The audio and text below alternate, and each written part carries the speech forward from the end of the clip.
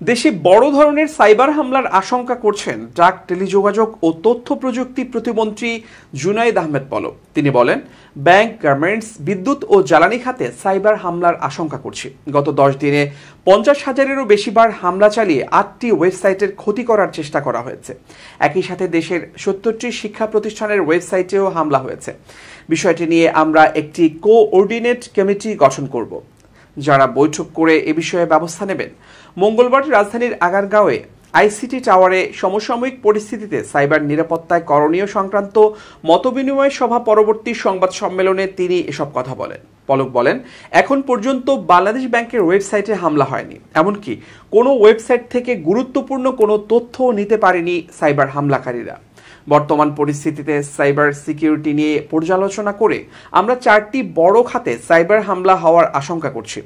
খাত 4টি হচ্ছে ব্যাংকিং সেক্টর, তৈরি পোশাক শিল্প, টেলিকম সেক্টর এবং বিদ্যুৎ ও জ্বালানি সেক্টর।